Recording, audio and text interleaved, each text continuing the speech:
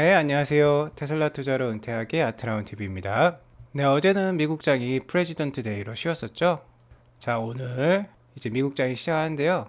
앞으로의 대응과 테슬라 뉴스들 전해드리도록 하겠습니다. 자, 그래서 오늘 주제는요. 리콜 관련 이게 바로 팩트다. 그래서 테슬라랑 주요 카메이커들의 리콜량에 대해서 비교를 해드리겠고요. 자, 우크라이나 우려. 이번 주말에 전쟁은 없었어요. 그래서 이번 주 대응을 어떻게 해야 될지 한번 보도록 하겠고요. 자, 모델 Y가 2022년 최고 전기차로 선정이 되었고, 그다음 CATL이 기가 상하이 옆에 신공장을 건설할 예정입니다. 그리고 머스크는 이미 비행기에서 스타링크 인터넷을 사용 중에 있어요. 그리고 캐나다에 FSD 베타가 곧 들어온다고 합니다. 시청하시기에 앞서 구독과 좋아요, 알람 설정은 우리 모두 부자가 되는 길입니다. 모두 아트라운 가족 되셔서 함께 경제적 자유 꼭 이루어보도록 해요. 꾹꾹 눌러주세요. 네, 미국이요. 베이징 올림픽이 폐막하고 저번 주말이었죠. 어제 그제 정도에 러시아가 우크라이나를 침공할 것이다 라고 얘기를 했었는데 안 했어요. 자, 국진연도 발생을 안 했습니다. 그런데 이 와중에 러시아가요, DPR과 LPR, 그러니까 DPR은 도네츠크 지역이고 LPR은 루간스크 지역인데, 여기 돈바스 지역이라고 우크라이나 동쪽에 위치해 있는 지역인데요. 이쪽에 이제 칠러 성향이 강한 주민들이 많이 살고 있습니다. 그래서 러시아가 이쪽 지역에 대해서 분리 독립 선언을 승인을 해줬습니다. 자, 그렇기 때문에 뭐 미국과 서방 세력들, 그러니까 나토 세력들이죠. 나토 세력들이 가만히 있지 않았겠죠. 그래서 이렇게 러시아의 이쪽 지역 분리 독립 승인이 우크라이나에 대한 이제 침공을 위한 사전 단계라고 판단을 했고요. 바이든 대통령은 이쪽 지역 DPR과 LPR 지역에 대해서 미국인의 신규 투자 및 무역 금융을 금지한 행정명령을 발동할 것이라고 합니다. 제재를 가하겠다는 거죠. 자, 제재를 봤을 때는 그렇게 강해 보이지 않습니다. 러시아 전체 지역도 아니고 일단 이쪽 지역이라는 거죠. 아무튼 이렇게 지금 전면전이 일어나지 않고요. 그리고 바이든은 계속해서 전쟁 날짜까지 꼽으면서 전쟁 우려를 심화시키고 있는 것을 보면 뭔가 모종의 거래가 있지 않나 뭐 그런 식으로도 보이고 있습니다. 자, 왜냐면 미국과 러시아의 공동의 이익이 있기 때문이라는 거죠. 자, 이렇게 러시아가 분쟁의 싹을 만들게 되면 유가와 천연가스가 상승합니다. 전쟁 우려 때문이 그런 거죠. 그러면 유가와 천연가스 상승은 미국에도 좋아요. 미국도 기름과 천연가스가 많이 나는 나라죠. 그러니까 가격 상승은 미국에도 좋기 때문에 바이든이 이렇게 오히려 부추기는 거 아닌가 이렇게 보이기도 하고요. 그리고 러시아 입장에서는 나토의 동진을 저해해야 됩니다. 나토가 지금 동유럽까지 크게 확장을 했기 때문에 러시아로서는 기분이 좋지 않죠. 자기네 국가, 그러니까 러시아에서 동유럽에 대한 지배권이 상당히 강했었는데 그런 영향력이 줄어들기 때문에 나토의 동진을 저해하고자 하는 거죠. 특히 우크라이나는 러시아랑 아주 가깝고 땅도 비옥하고 흑해 연안을 띠고 있고요. 자, 원래부터 러시아와 우크라이나는 조상이 비슷한 사람들이라고 합니다. 뭐 키예프족이라고 해요. 그렇기 때문에 뭐 우크라이나는 뭐 최후의 보루인 거죠. 그러니까 뺏길 수가 없는 겁니다. 나토에. 그리고 러시아 입장에서는 지금까지 경제력이 많이 약해지면서 국제적으로 파워가 많이 약해졌는데요. 이를 통해서 지금 파워를 보여주고 있어요. 자, 강력한 군사력을 갖고 있기 때문인 거죠. 자, 미국 입장에서는 또 다른 이익이 있습니다. 자, 유가랑 천연가스가 상승하게 되면 중국의 경제 발전에 저해가 되는 거죠. 중국 역시 뭐 최대의 기름, 천연가스 수입국이라고 할 수 있겠습니다. 자, 이렇게 이런 것들을 이게 유가와 천연가스가 상승을 하게 되면 중국 입장에서는 물가가 상승을 하게 되고 당연히 무역 수지가 안 좋아지겠죠. 그러니까 경제 발전이 저해가 되겠죠. 그래서 미국 입장에서는 G2로 떠오른 중국의 경제 발전을 저해할 수 있기 때문에 미국 입장에서도 나쁘지 않은 거죠. 자, 아무튼 이런 과정을 보니까요. 자, 분쟁이 좀 길어질 것 같습니다. 전면전의 전쟁은 좀 어렵겠지만 이렇게 분쟁이 길어지게 되면 저희 같이 개인 투자자 입장에서는 계속해서 위험과 퍼드가 계속 발생을 하기 때문에 심리적으로 상당히 위축이 될 수 있겠죠. 자, 지금 보시는 지도는요, 나토 가입국을 표시한 것입니다. 여기 보시면 이제 2000년대 들어서 많은 동유럽 국가들이 나토에 편입을 했어요. 자, 1999년에 체코랑 헝가리, 폴란드 비교적 유럽에서 영향력 있는 큰 국가들이죠. 여기 보시면 폴란드, 헝가리, 체코.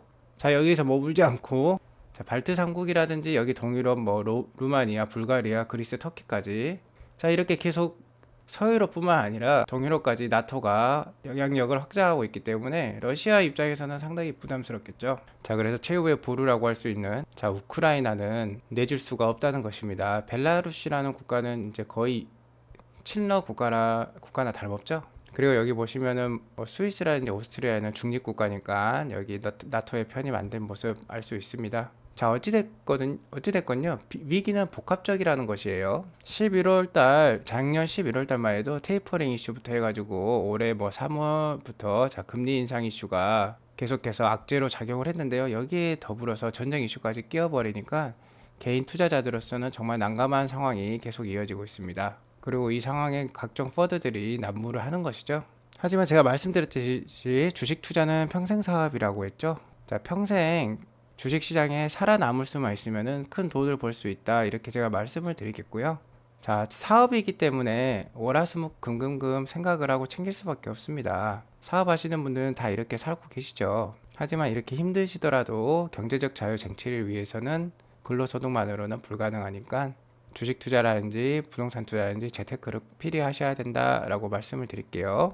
그리고 주식 투자는 근로자가 할 수 있는 가장 쉽고 편한 평생 사업이라고 할 수 있습니다. 자, 그렇기 때문에 이런 마인드가 중요해요. 지금 같은 위기 상황을 항상 기회라고 보시고, 자, 이렇게 위기 상황에요. 항상 새로운 부자가 탄생한다. 그러니까 위기를 슬기롭게 잘 대응을 하셔야지, 자, 큰 부를 이룰 수 있다. 제가 이렇게 말씀을 드리고 싶습니다. 자, 나스닥 주봉 차트를 보면 이를 잘 알 수 있습니다. 자, 지금 보시는 차트는 2016년부터 지금 현재까지의 나스닥 주봉 차트를 보여주고 있는 것이고요. 특징적으로는 2020년 이렇게 코로나 상태가 벌어지면서 페드에서 돈을 엄청나게 풀었었죠. 그러니까 이 기울기가 가파르게 상승을 했다. 돈이 풀리는 속도가 워낙 빨랐으니까 나스닥의 상승도 상당히 빨랐습니다. 그러니까 지금 너무 갭이 많이 벌어졌다고 할 수 있어요. 지금 보시면 2020년 이 코로나 상황의 이 하락 갭을 보시면요. 자, 120 주봉이랑 200 주봉선이랑 그렇게 멀지 않습니다. 근데 지금 보면은 120 주봉과 200 주봉이랑 상당히 멀리 벌어져 있었기 때문에 이렇게 급한 하락이 나왔다는 거죠. 나스닥 주봉 차트를 보면 1년에 3번에서 4번은 항상 조정 기간이 있습니다. 자, 스토캐스틱의 하단을 이렇게 빨간색 동그라미로 표시를 했는데요. 이거를 수를 세어 보면은 1년에 한 3번에서 4번 정도는 조정 기간이 이렇게 나왔다는 거 알 수 있습니다. 그리고 그 3번에서 4번의 조정 기간 중에요. 한 번은 큰 조정이 있었어요. 그러니까 1년에 한 번 정도는 이런 식으로 큰 조정이 한 번씩 있었다. 이렇게 말씀드릴 수 있을 것 같습니다. 그래서 지금 조정의 깊이를 스토캐스틱으로 봤을 때는요, 1, 2년마다 한 번씩 오는 기회라는 거예요. 지금 뭐 나스닥 봤을 때 13,000포인트 정도가 1년에서 2년마다 한 번씩 오는 기회니까, 자, 지금 슬기롭게 잘 대처를 하셔야 되는데, 자, 각종 퍼드 그리고 전쟁 우려까지 작용을 하고 있기 때문에, 자, 주봉상으로 봤을 때는 저는 일단 12,153 이 정도까지는 그래도 열어두고, 자, 보수적으로 대응하시라 이렇게 누누이 말씀을 드리고 있습니다. 테슬라 역시 마찬가지입니다. 지금 테슬라가 857불 주가를 보이고 있는데요. 계속해서 제가 말씀드렸던 연중 저점에 850불을 하회를 하게 되면 곧바로 850불을 다시 상승 반전시키는 일이 비일비재 벌어지고 있습니다. 850불이 강력한 지지라인을 보여주고는 있는데요. 지금 뭐 전쟁 우려까지 있고 나스닥도 그렇게 힘을 발휘하지 못하고 있기 때문에 올해도 1월과 5월 사이에 자, 850에서 700불 사이가 몇 번 더 나올 수도 있다고 봅니다. 그렇기 때문에 850에서 700불 사이에 나누어서 집중 매수가 필요하겠다. 그러니까 위기를 기회로 활용하시면 올해 좋은 수익도 볼 수 있겠다. 제가 말씀을 드릴게요. 자, 지금 주가 850불에 사더라도 자, 제가 말씀드렸던 종가 한 1500불 이 정도 가면은 상당히 수익률이 크거든요. 거의 뭐 100% 가까이도 수익이 날 수도 있다는 겁니다. 그리고 올해 제가 한 1200불은 그래도 좀 올 수 있을 것 같아요. 그래서 지금 주가인 850불에서 1200불만 올라도 한 40% 수익이 나는 거예요. 그래서 850에서 700불 사이는 잘 모아 가시라고 해서 제가 850에서 700불 체계점 이역이 지금 발생을 하고 있죠. 그래서 700불까지도 갈 수 있으니까 850에서 700불 사이는 잘 모아 가시라 이렇게 제가 말씀을 드리겠습니다. 그러니까 이번 주도 마찬가지죠. 이번 주에 혹시나 850불을 하회해서 뭐 700불 때 그러니까 앞자리 100의 자리가 7로 보여주면은 좀 적극적으로 좀 테슬라 주식을 편입을 하시길 추천을 드리겠습니다. 그리고 혹시나 뭐 앞자리가 정말 6까지 나온다 그러기는 어려울 것 같은데요. 그렇게 되면 그냥 엉덩이로 버티시는 겁니다. 그냥 눈 딱 감고 세월이 빨리 지나가기를 바래 봐야겠죠. 자, 오늘 테슬라 관련 뉴스 전달해 드리도록 하겠습니다. 이게 바로 팩트입니다. 카메이커별 리콜을 비교를 했어요. 미국 시장 기준이고요. 자, 이 자료는 NHTSA, 그러니까 미국 도로교통안전국에서 발표한 자료입니다.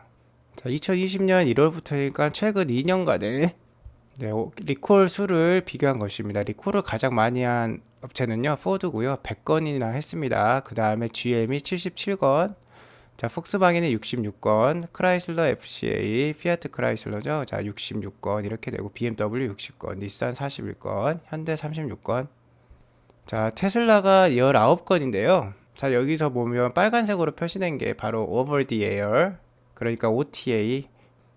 자, 원격 인터넷으로 소프트웨어로 자동 업데이트 된 거를 말하는 거죠. 자, 그러니까 이 녹색으로 표시된 숫자들은요, 직접 센터를 방문을 해야 됩니다. 상당히 번거롭겠죠. 자, 시간을 내서 센터에 가는 거 쉽지 않습니다. 하지만 이렇게 OTA로 업데이트 하는 거, 자, 센터를 갈 필요 없이 자고 일어나면 리콜이 소프트웨어 업데이트가 돼서 에러 처리가 끝난다는 거죠. 자, 이건 테슬라는 7건이나 되는데 거의 대부분이 0건이에요. 한 건 한 건 한 건씩. 자, 현대, 피아트 크라이슬러, GM만이 존재를 하고 있다. 이렇게 보실 수 있습니다. 자, 보시면 어떻습니까? 일단은 전체적으로 테슬라가 리콜 숫자도 가장 적죠. 이렇게 리콜을 많이 합니다. 다른 회사들은. 하지만 테슬라가 리콜 한번 했다고 하면은 정말 대대적으로 기사가 나오죠. 테슬라가 광고라든지 언론사에게 돈을 안 쓰니까 그런 거겠죠. 아무튼 이렇게 팩트를 잘 알려지면 좋을 것 같습니다. 자, 자동차 업계에 일하고 계신 분들은 다 아시겠지만 리콜은 정말 비일비재해요. 하지만 테슬라는 뭐 와이퍼가 좀 이상하네 뭐 이렇게 정말 안전과도 별 크게 상관없는 이슈들이 터지게 되면 또 그것도 OTA로 업데이트 할 수 있는데요. 그런 것들이 정말 크게 이슈가 돼요. 자, 그럼 퍼드에 일단은 투자자들은 너무 휘둘리지 마시기 바랍니다. 중요한 거는 기업의 미래 가치랑 실적이라고 말씀드렸죠. 미래 가치와 실적이 탁월하니까 테슬라를 계속 모아가셔야 된다 이렇게 말씀을 드리겠고요. 자, 다음 뉴스는 모델 Y가 2022년 최고 전기차로 선정이 되었다는 뉴스입니다. 네, 미국의 cars.com이라는 저널리즘에서 선정을 했고요. 원래 이 업체는 뭐 IC 내연기관 위주로 뭐 최고의 자동차를 선정을 많이 해왔는데, 자, 전기차가 빠른 침투율을 보이고 있죠. 작년 기준으로는 이제 거의 10대 중에 한 대가, 글로벌 10대 중에 한 대가 바로 전기차였다 이렇게 말씀을 드릴 수 있을 것 같고요. 그렇기 때문에 이제 cars.com에서는 최우수 전기차도 이제 선정을 해야겠다 하고 작업을 했는데, 자, 모델 Y를 올해 최고의 전기차로 꼽았습니다. 자, 모델 Y는 3,500파운드 견인 용량을 갖췄고, 소비자 친화적이고 1회 충전 시 520km 이상 장거리 운전이 가능하고 전비, 그러니까 전력 효율이 경쟁상보다 훌륭하다는 거죠. 자, 무엇보다도 슈퍼차저 네트워크가 아주 강력한 요인일 수 있습니다. 미국에서는 슈퍼차저 네트워크가 정말 잘 돼 있죠. 그래서 경쟁사 대비 훨씬 더 넓은 지역을 커버를 하고요. 훌륭한 충전 경험을 제공을 하고 있습니다. 그리고 전기차 하면 빼놓을 수 없는 게 빠른 초반 토크라고 할 수 있겠죠. 그래서 아주 펀 드라이브를 즐길 수 있습니다. 자, 모델 Y가 SUV지만 롱레인지도 뭐 제로백이 5초대 정도를 나오고 있습니다. 그러니까 상당히 빠른 전기차라고 할 수 있겠죠. 자, 이것도 아주 좋은 뉴스였습니다. 이런 게 뭐 언론에 자주 나오면은 소비자들의 인식에도 큰 도움이 되겠죠. 자, 다음 뉴스입니다. 글로벌 배터리 1위 기업이죠. 자, 중국 기업 CATL이 테슬라 기가 상하이 옆에 또 신규 공장 건설을 시작을 했습니다. 물론 뭐 다른 글로벌 카메이커에도 많은 배터리를 공급하고 있는 업체인데요. 자, 기가 상하이 옆에 지었다는 것은 테슬라를 목적으로 두고 만든 공장이겠죠. 자, 공장의 조감도는 이런 모습을 보이고 있고요. 공장 건설에는 우리 돈 약 5,200억 원이 소요가 된다고 하고 1년 정도 내에 완공이 된다고 합니다. 상당히 속도가 빠르죠. 그만큼 기가 상하이의 익스펜션, 그러니까 확장이 워낙 빠르게 진행되고 있고, 기가 상하이가 올해 최소한 70만 대에서 80만 대 정도는 뽑아낼 것입니다. 작년에 50만 대를 못 만들었거든요. 그리고 뭐 기가 상하이 뭐 책임자들의 의견에 따르면 100만 대까지도 할 수 있는 공장이 기가 상하이다 이렇게 얘기를 하고 있죠. 그러니까 많은 배터리가 필요할 것입니다. 자, 글로벌 배터리 시장을 작년 기준으로 이렇게 살펴보면요. 자, 대부분 한중일 삼국지라고 할 수 있습니다. 한중일 삼국이 거의 글로벌 배터리 시장을 장악하고 있다 이렇게 보시면 될 것 같고요. 자, 1등이 중국 CATL, 2등이 자 LG 에너지 솔루션 한국이죠. 자 3등이 파나소닉 일본입니다. 4등이 BYD, 그 다음에 삼성, SDI, SK 이노베이션 뭐 이런 순이에요. 현재 CATL은 자 값이 싼 LFP 배터리죠. 인산전 배터리를 테슬라에 공급하면서 상당히 영향력을 키우고 있다 이렇게 보시면 될 것 같고요. LG 에너지 솔루션, 파나소닉 이런 업체들은 자, 삼원계 벤토의 NCM 배터리죠. 그런 것들을 자, 테슬라에도 공급을 하고 있습니다. 파나소닉이 테슬라에 이제 많이 공급을 했는데 LG 에너지 솔루션도 즉 NCM 배터리를 테슬라에 공급 중이다 이렇게 말씀을 드릴 수 있을 것 같습니다. 어쨌든 지금 우리나라 회사들도요 미국에 지금 많이 투자를 하고 있다. 그래서 GM, 포드, 테슬라와 연합을 해서 지금 배터리 사업을 많이 키우고 있다 이렇게 보시면 될 것 같고요. 뭐 CATL 같은 경우는 자국 내에서도 워낙 배터리 수요가 많기 때문에 자국 내에서도 확장을 크게 하고 있다 이렇게 보시면 될 것 같아요. 자, 이렇게 배터리 업체들 알아봤고요. 다음 뉴스입니다. 자, 일론 머스크는 이미 비행기에서 스타링크 인터넷을 사용 중에 있습니다. 중요한 것은 이거를 이제 사업화 시켜야 되겠죠. 비행기에서 인터넷 사용하기가 쉽지 않은 상황이지 않습니까? 근데 스타링크는 상당히 속도도 빠르죠. 그러면 비행기랑 선박이라든지 자, 글로벌 어디에서든지 인터넷을 사용할 수 있게 만드는 게 바로 스타링크라는 거죠. 빠른 인터넷을 말씀하는 겁니다. 자, 그래서 한 트위터가 일론 머스크에게 물어봤어요. 언제쯤 자, 비행기에서 인터넷을 사용할 수 있을까요? 그러니까 일론 머스크는 자기는 이미 사용을 하고 있는데요. 현재 지금 테스트 중이라고 말하고 있어요. 그리고 뭔가 버그들을 없애려고 지금 노력 중에 있고 전반적인 확산을 위해서는 일단 FAA 그러니까 미국 연방항공국의 승인이 필요하다고 합니다. 그래서 빠르면 6개월 이내에 민간 항공기에서도 스타링크 인터넷 사용이 가능하다고 지금 얘기를 하고 있습니다. 자, 이렇게 되면 스타링크가 현재 개인 인터넷 사용자 뭐 25만 명 이상을 보유를 하고 있다고 하는데요. 자, 그렇게 B2C뿐만 아니라 B2B 시장에도 진출을 하게 된다는 것이죠.